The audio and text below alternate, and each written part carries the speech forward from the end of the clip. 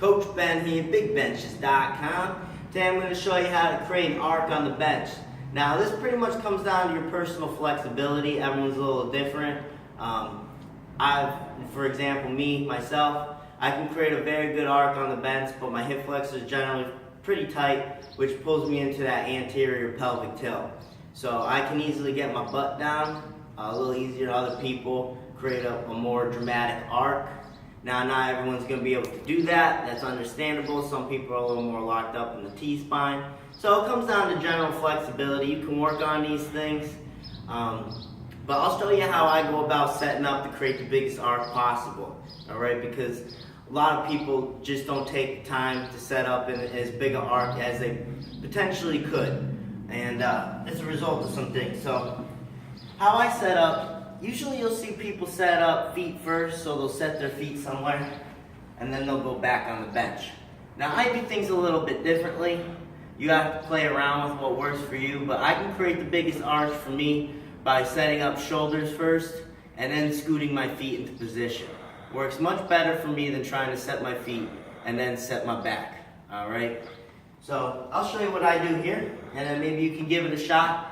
This really helps a lot of people create a better arc. I've been able to use this setup with people to help them kind of get their chest up more, develop that arc. So I'll set up on the bench, whether I get my feet on the pad and do this, or just on the ground. What I'm trying to do is tuck everything underneath me. I'm trying to actually get onto the back of my neck as best as I can here, get right onto the traps. So if you have to do this and bridge yourself up, that's fine, whatever you have to do. But I want you to try to get up on the back of that neck, all right? What I'm doing here, my shoulder blades are already pinched together, and I'm pulling them down. So when I got that set up here, on the back of my neck, on my traps, my upper back, now I'll drop my feet down, and I'll push myself back more. So you can see now, if you come a little closer, see the neck of my shirt here? I'm slowly choking myself. Alright, I'm not going to choke myself out on video for you, but I'm sliding back, and you can see that shirt's digging right into my neck now. I'm starting to choke myself pretty good. But I'm pulling, you can see as a result, I'm pulling those shoulder blades and everything way underneath me. So I'm going to set myself up with the highest chest position and the best arc possible. So you can see how I planted myself, and now I'm pushing myself back, tucking all that underneath me. And you can see I'm starting to choke myself out. But that's what you want. You want to have that effect, all right? So I'm pushing myself, getting that all tucked in nice and tight. And now when I have that tight setup here, now I'll start wiggling my feet out of position. So I went over foot positioning in another video.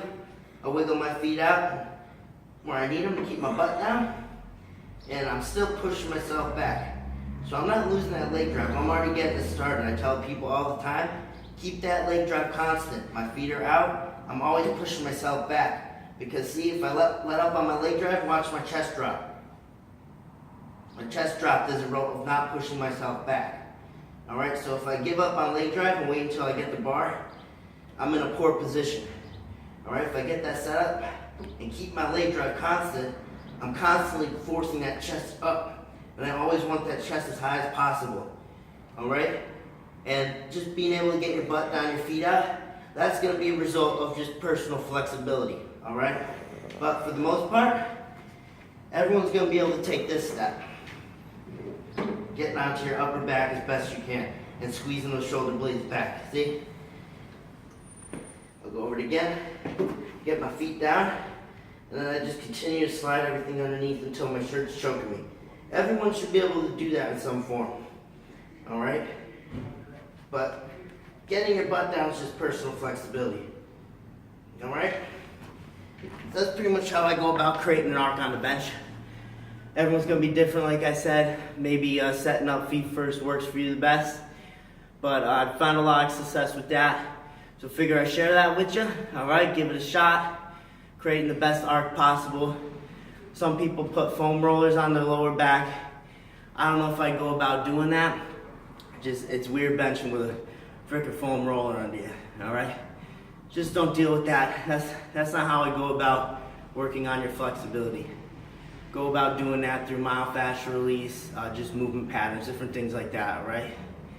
I wouldn't do the bench with the foam rolling, okay? So that's how I go about creating the arc. Give that a shot. Let me know what you think. Keep sharing the videos, guys. I appreciate when you share content. Keep watching the videos. Subscribe on YouTube, at Big Benchas on Instagram. All right, check out the Facebook page, Big Benchas. And give me an email at coachben@bigbenchas.com. Free apparel for all new coaching clients, all right?